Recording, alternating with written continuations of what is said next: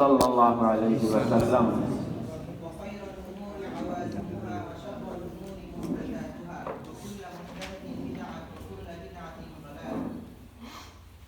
وبالسند المتصل منا إلى شيخ الإمام الإمام أمير المؤمنين في حديث أبي عبد الله محمد بن إسماعيل بن إبراهيم بن المغيرة بن البرزبة الجعفي اليماني البخاري رحمه الله.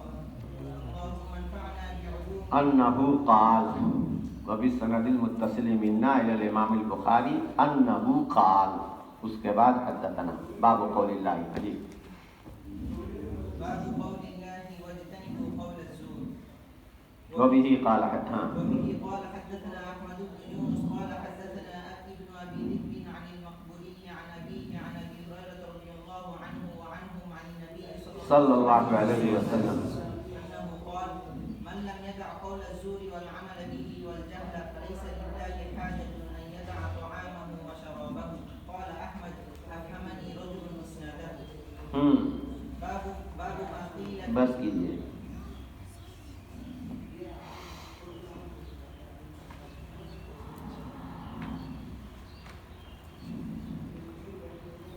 امام بخاری رحمۃ اللہ علیہ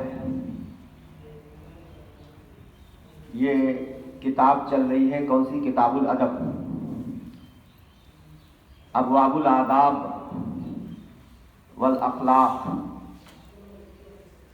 اللہ تعالیٰ کا فرمان وَاجْتَنِبُوا قَوْلَ الزُّورِ کا بیان.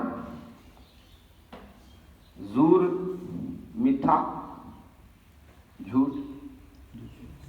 ہاں میٹھا، ہاں جھوٹ. اب یہ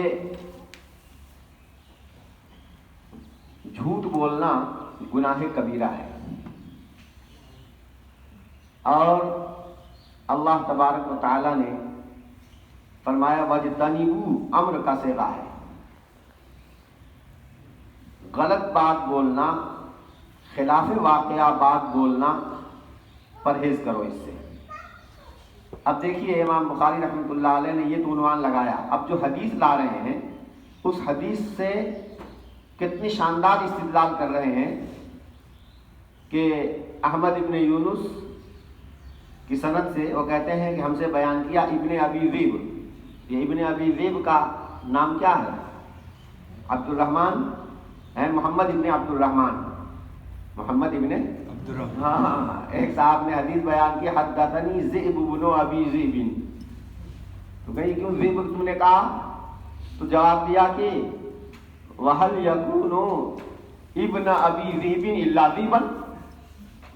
وَهَلْ يَكُونُ ابن ابی ذئب الا ذئبا. ابو ذئب کا بیٹا ذئب ہی تو ہوگا.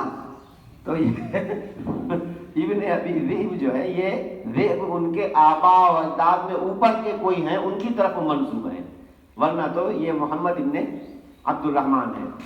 وہ روایت کرتے ہیں مقبوری سے. مقبوری جو ہے یہ سعید ابن ابی سعید المقبوری.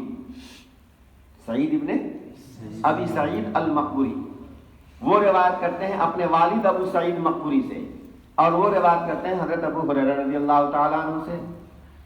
سعید ابن ابی سعید بیٹا ہیں اور ابو سعید باپ ہیں. باپ بیٹا دونوں ابو ہریرہ کے شاگرد ہیں. سمجھ رہے ہیں؟ بہت دفعہ ایسا ہوتا ہے کہ سعید براہ راست ابو ہریرہ سے روایت کرتے ہیں، اور کبھی ایسا ہوتا ہے کہ سعید اپنے والد سے نقل کرتے ہیں، وہ حضرت ابو ہریرہ سے روایت کرتے ہیں. علاء ابن عبد الرحمن پر یہی وہ ہے، کیا نام ہے کہ انہوں نے محمد ابن عجلان پر یہی نقد کیا گیا ہے کہ ان کے اوپر ابو ہریرہ کی حدیثیں گڑبڑ ہو گئی. کبھی وہ ابو سعید عن ابیہ عن ابی ہریرہ ہوتی ہے تو ابو سعید عن ابی ہریرہ کر دیتے ہیں، اور کبھی ابو سعید عن ابی ہریرہ ہوتی ہے تو ابو سعید عن ابی ہے عن ابی ہریرہ کر دیتے ہیں، لیکن کوئی فرق نہیں پڑتا.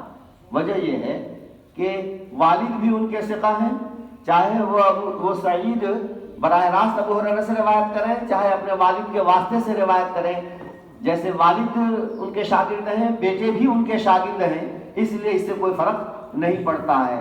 تو بعض باتیں کتابوں میں ہوتی ہیں، لگتا ہے کہ بڑی بھیانک جرح ہے، لیکن غور کرنے سے پتہ چلا کہ وہ کچھ بھی نہیں ہے، اس جرح کا کوئی اثر اور کوئی نقصان نہیں ہے۔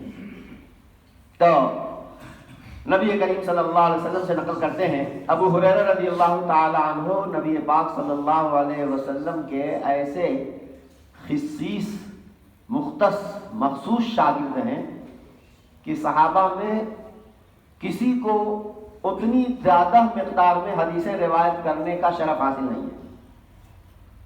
تنہا ابو ہریرہ رضی اللہ عنہ کی حدیثیں کتنی ہیں؟ 5374 تنہا ابو ہریرہ کی صرف۔ ابھی ابو ہریرہ کی حدیثوں کی تعداد، فلاں صحابی کتنی حدیث، فلاں صحابی کتنی حدیث، یہ اصل میں کیسے پتہ چلا؟ دنیا کا سب سے بڑا مجموعہ جو تھا وہ ہے کیا نام ہے،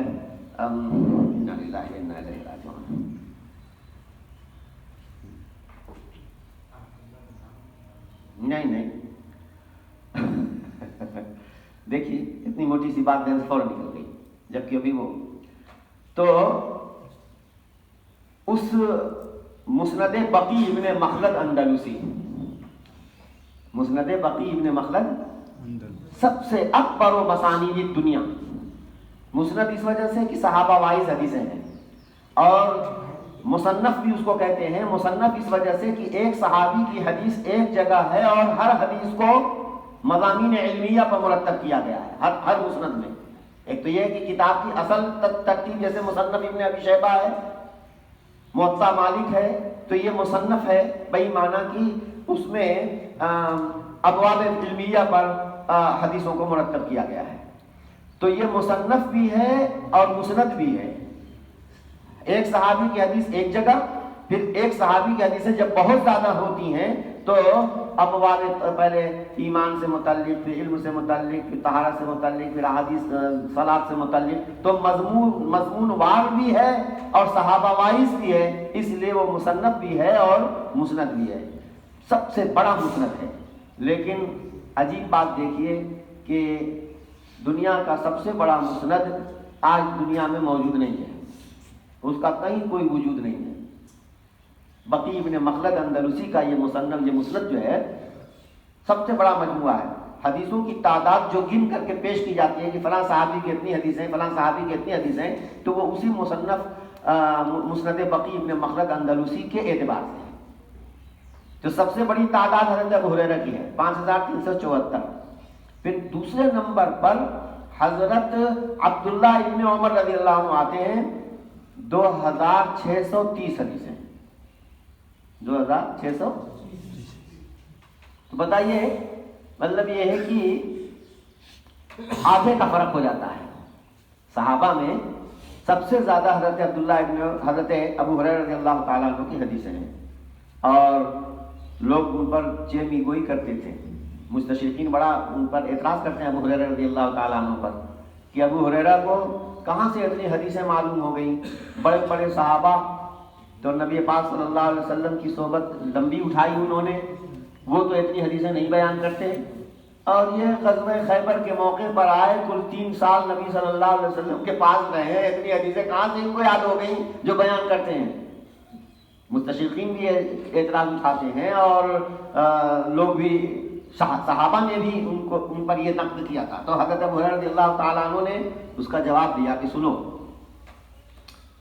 تم سب کی باڑی ہے، تجارت ہے، کسی کا باغ ہے، کسی کے کھیتی ہے، کسی اور بال بچے ہیں، شادی بیاہ کیا ہے، بال بچے ہیں، تو سب کی اپنی اپنی ضروریات ہیں، سب ہر وقت نبی صلی اللہ علیہ وسلم کے آستانے پر موجود نہیں رہتے، لیکن ابو ہریرہ جب لوگ رہتے ہیں تب بھی موجود رہتا ہے، اور جب لوگ چلے جاتے ہیں تب بھی ابو ہریرہ مسجد ہی میں پڑا رہتا ہے۔ رات کے کسی بھی حصے میں کسی وجہ سے نبی پاک صلی اللہ علیہ وسلم باہر تشریف لاتے ہیں، ابو ہریرہ دیکھتا ہے حضرت کیا فرماتے ہیں، ابو ہریرہ سنتا ہے۔ تو میں اگر یہ حدیثیں زیادہ نہیں بیان کروں گا تو کون بیان کرے گا؟ پھر انہوں نے یہ بھی کہا، حافظے کے سلسلے میں نبی پاک صلی اللہ علیہ وسلم سے شکایت کی تھی، یا اللہ کے رسول مجھے بات بھول جاتی ہے، یاد نہیں رہتی. اسی بخاری میں آپ نے پڑھا ہے، ہاں حضرت صلی اللہ علیہ وسلم نے کہا کہ رومال بچھاؤ، چادر بچھاؤ. اس میں آپ نے ایک یوں کہا، یوں کر کے یوں رکھا اور کہا سمیٹ لو، چنانچہ انہوں نے سمیٹ لیا. حضرت ابو ہریرہ رضی اللہ عنہ کہتے ہیں کہ وہ دن ہے، آج کا دن ہے، کہ میں نے آپ کی کوئی حدیث میں بھولا نہیں. یہ نبی پاک صلی اللہ علیہ وسلم کا معجزہ ہے. اسی لیے ابو ہریرہ راویۃ الاسلام کہے جاتے ہیں. ابو ہریرہ راویۃ الاسلام، راویہ گولتا سے، راویہ جو ہے یہ علامہ والا بولتا ہے، مبالغے کا. علامہ کہتے ہیں نا، تو راویہ مطلب سب سے بڑی روایت، سب سے زیادہ روایت کرنے والا. ارون الناس ابو ہریرہ راویۃ الاسلام. یہ عربی زبان کی عجیب انداز ہی ہے، الداعیۃ الاسلامی. تو ہم لوگوں کو یہ ہوتا ہے کہ اب آخر مولانا منظور نعمانی کو مؤنث کیوں کر دیا. الداعی میں جب ان کا مضمون نکلتا تھا تو اس پر لکھا ہوتا تھا الداعیۃ الاسلامی منظور احمد النعمانی. تو ہمیں آخر انہوں نے کیا قصور کیا ہے کہ ان کو الداعیہ کہہ دیا. تو وہ گولتا جو ہے وہ مبالغے کے لیے ہوتی ہے. تو ایسے ہی راویۃ الاسلام ہے حضرت ابو ہریرہ رضی اللہ تعالیٰ عنہ. اسلام کا سب سے بڑا حصہ، سب سے بڑی مقدار امت تک پہنچانے والے سیدنا ابو ہریرہ رضی اللہ تعالیٰ عنہ. اب بچوں ایک بات اور بتاؤں کہ ابو ہریرہ رضی اللہ تعالیٰ عنہ نے اتنی زیادہ حدیثیں روایت کرنے کا ان کو جو شرف ہوا اور مقبول اس قدر ہوئے کہ کوئی بھی مسلمان ایسا نہیں ہوگا جو ابو ہریرہ کا نام نہ جانتا ہو. فضائل اعمال، منتخبہ حدیث جو ہم مسجدوں میں سنائی جاتی ہے، ہر دم ابو ہریرہ سے روایت ہے، ہر ابو ہریرہ بیان کرتے ہیں. یہ ان کو مقبولیت اور یہ علم کی کثرت اور حفظ ضبط کی خوبی کیوں حاصل ہوئی، یہ سوچنے کی چیز ہے. انہی کے علاوہ ایک اور صحابی ہیں سیدنا عبداللہ ابن مسعود رضی اللہ تعالیٰ عنہ، جو ہم حنفیوں کے بابا ہیں. الفقہ زرعہ ابن مسعود وسقہ وعلمہ. تو حضرت امام ابو حنیفہ رحمۃ اللہ علیہ کا جو فقہ ہے، یہ فقہ حضرت عبداللہ ابن مسعود رضی اللہ تعالیٰ عنہ کے فقہ پر مبنی ہے. اور عبداللہ ابن مسعود کا فقہ جو ہے وہ 6 صحابہ کے علوم کا جامع ہے، اور نبی صلی اللہ علیہ وسلم کے تمام علوم ان 6 صحابہ میں ہیں پھیلے ہوئے. اور ان 6 صحابہ کے علوم آ کر سمٹ جاتے ہیں 3 صحابہ میں، حضرت عمر اور حضرت زید بن ثابت اور حضرت علی بن ابی طالب. پھر ان تینوں کے علوم کو سمیٹ لیا ہے حضرت عبداللہ ابن مسعود رضی اللہ تعالیٰ عنہ. افقہ الناس، افقہ اصحاب رسول اللہ صلی اللہ علیہ وسلم. اور ان کو کیوں حضرت عمر رضی اللہ تعالیٰ عنہ کسی بھی کوئی بھی نیا مسئلہ پیش آتا تھا تو عبداللہ بن مسعود کو بلاتے تھے، بھئی یہ مسئلہ ہے، اس میں کیا ہونا چاہیے. جب جنگ قادسیہ ہوئی اور وہاں سے مطالبہ آیا کہ کسی بڑے عالم کو بھیجا جائے، کیونکہ لوگ کثرت سے عجم لوگ حلقہ بگوش اسلام ہو رہے ہیں، تو ان کی تفقیہ، ان کی تعلیم کے لیے، ان کی تلقیح اسلامی کے لیے، تلقیح دینی کے لیے کسی بڑی شخصیت کی ضرورت ہے. تو حضرت عبداللہ بن مسعود رضی اللہ عنہ کو حضرت عمر رضی اللہ عنہ نے بھیجا، اور ساتھ میں ایک چٹھی لکھی دی کہ کوفہ والوں، میں نے انی قد آثرتکم علی نفسی بعبداللہ بن مسعود، میں نے اپنے اوپر تم کو ترجیح دیا ہے عبداللہ بن مسعود کو دے کر کے. مجھے عبداللہ بن مسعود کی مدینے میں رہ کر بار بار ہر وقت ضرورت ہے، لیکن تمہاری ضرورت کو مقدم کرتے ہوئے میں نے عبداللہ بن مسعود کو تمہارے پاس بھیج دیا. اور حضرت عمر بن خطاب رضی اللہ عنہ معمولی شخصیت نہیں ہے، مزاج شناس شریعت، مزاج شناس نبوت ہے. لو کان بعدی نبی لکان عمر. پہلے سے ایک مشورہ دیتے ہیں کہ اللہ کے رسول ایسا ہونا چاہیے، ان ازواج مطہرات کو کہیے کہ پردہ کریں. اللہ کی آیت نے نازل فرما دیا وقرن فی بیوتکن ولا تبرجن تبرج الجاہلیۃ الاولی. بدر کے قیدیوں کے سلسلے میں سب کی رائے کچھ ہوئی، حضرت ابوبکر رضی اللہ عنہ کی رائے کچھ ہوئی، نبی کریم صلی اللہ علیہ وسلم کی رائے بھی اسی کے موافق ہوئی. حضرت عمر رضی اللہ عنہ نے کہا سب کو قتل کیا جائے، اور ان میں سے اس ہر ایک کو وہ قتل کرے جو ہم میں سے اس کا قریبی عزیز و رشتہ دار، تاکہ اس کی دھاک بیٹھے اسلام کی. انہوں نے یہ مشورہ دیا، لیکن نبی کریم صلی اللہ تعالیٰ علیہ وسلم نے عمل حضرت ابوبکر رضی اللہ عنہ. قرآن پاک کی آیت ما کان لنبی ان یکون لہ اسریٰ حتی یثخن فی الارض. تو کتنی قرآن کریم کی حافظ سیوطی نے 23 یا 21 موافقات عمر ذکر فرمائی ہیں. تو میں بات کہیں سے کہیں چلی جا رہی، مطلب یہ کہ حضرت عمر کے مقام و مرتبہ کو دیکھو، اور حضرت عمر کا حضرت عبداللہ بن مسعود رضی اللہ تعالیٰ عنہ پر اعتماد دیکھو، اور حضرت عمر پر نبی نے اعتماد کیا. خود نبی نے ابن مسعود پر کتنا اعتماد کیا. اللہ اکبر. رضیت لامتی ما رضی لہا ابن ام عبد. میں نے اپنی امت کے لیے وہ طریقہ پسند کر لیا جو عبداللہ بن مسعود نے پسند کیا. اتنی بڑی سند دی حضرت عبداللہ بن مسعود کو نبی صلی اللہ